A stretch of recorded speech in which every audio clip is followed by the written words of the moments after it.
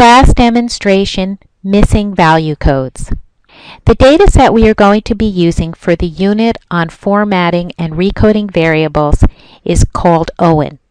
The OWN data comes from a study of the nutritional status of 1,006 preschool children that was conducted at the University of Michigan by a researcher named Owen and others in the 1970s.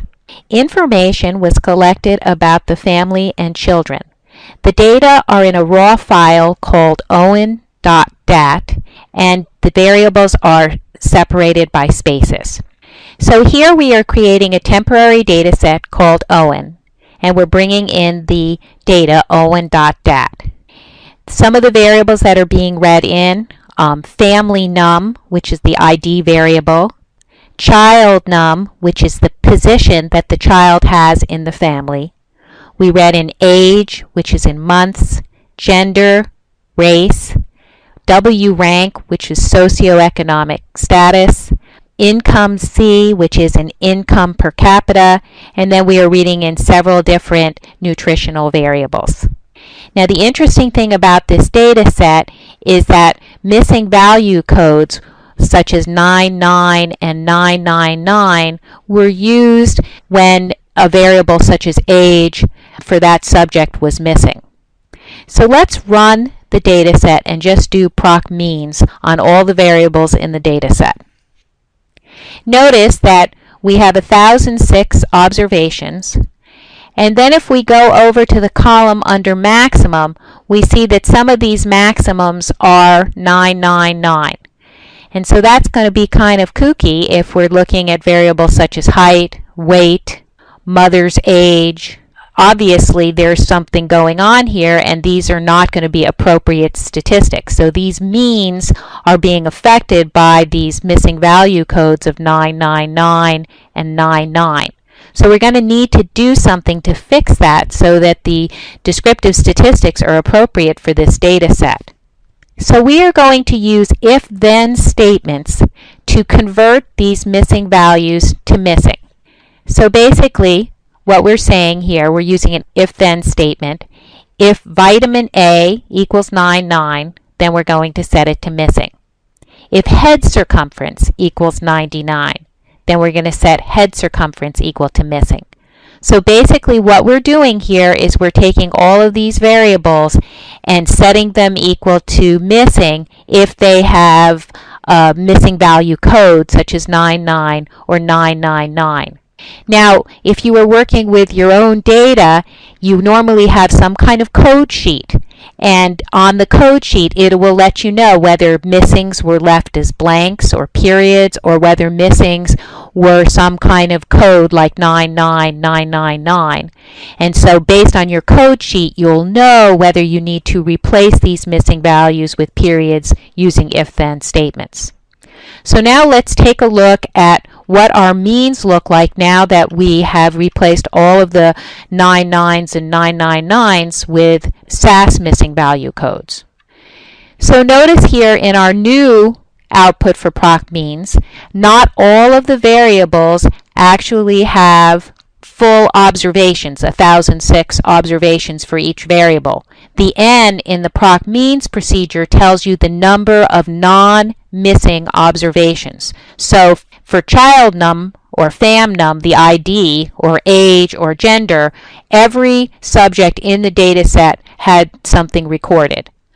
But notice for some of the variables like mother's age or vitamin A, not every subject had vitamin A recorded, now that we've replaced the 99s and 999s with a missing value code. But if we go across, we see that now our statistics make a lot more sense. So we look at these maximum values and the minimum values, and they seem appropriate for the variables that we have read in. So again, that's why it's so important that you run these kinds of descriptive statistics on your data and look at it to make sure that the way that the data was entered makes sense. Let's say that you wanted to create a complete data set. So you only want subjects in the data set that have variables that are non-missing for every single variable. So you only want observations that have complete data on every variable. I'm going to introduce a function here, and this is the nmiss function. And what it does is it returns the number of missing values in a list of variables. So we are listing the variables fam, num, all the way to f height. And basically these two hyphens together are saying let's include all the variables that were read in from the first variable to the last variable. And if none of these variables is missing, then it's going to be equal to 0. So if you have complete data on every one of these variables, then when you do this nmiss function, it's going to take on a value of 0. And so what we're telling SAS is that we only want to keep observations where if you did the function nmiss on all the variables for that particular observation, it would return the value of 0. And that way, only those observations which have complete data are going to be kept in the data set data complete. So let's take a look at what happens when we run this code. And see here, there are 702 observations out of our 1006 original observations that were read in that have complete data on every single variable. Only 702 have complete data. Some of the observations that were read in have incomplete data, where some of the variables were not entered for the data set. How do we deal with missing values for character variables? So here we're going to read in a simple, small data set, name, which is a character, gender, which is a character, age, and city.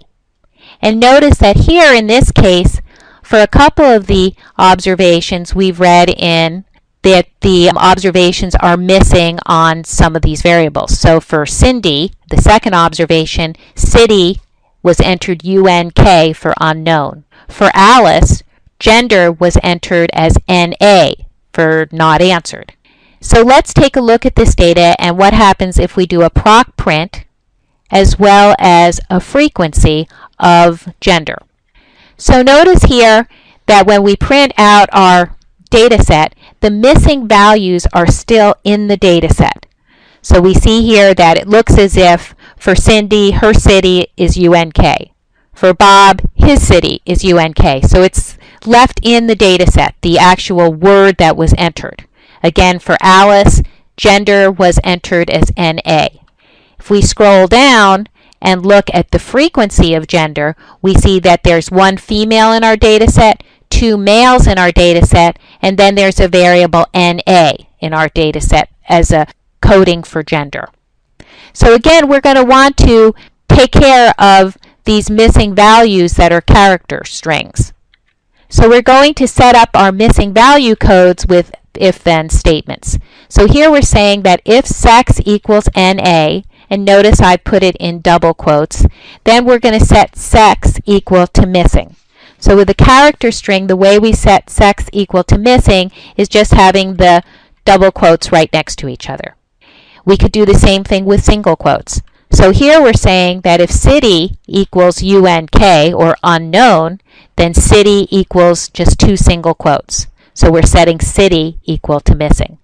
So now let's see what our data set looks like when we just run the code where we've replaced these character variables with missing. So now notice that in the printout, we have missing values are set to blank. So for city, for Cindy and Bob, it's just left missing or blank. For Alice, gender is left blank. And when we do a frequency of gender, we see that we have one female, two males, and then for one observation, gender is missing. Let's say that we wanted to have in our frequency distribution to include the missing values in the calculation of the percentages. We can do this by adding the option missing to our proc freq. So here we're doing a frequency distribution of gender where we want missing included in the calculation of percentages. So let's take a look at what this looks like. So notice here we have one observation where gender was not entered, and that was 25% of our data set. We have female 1 and male 2. If we just scroll up, here we see the situation where just those who actually had gender entered had a percentage calculated. And so the missing subject, the subject who was missing gender, was left out of the calculation of the percentages. So this ends the demonstration on how we use if-then statements to recode missing values.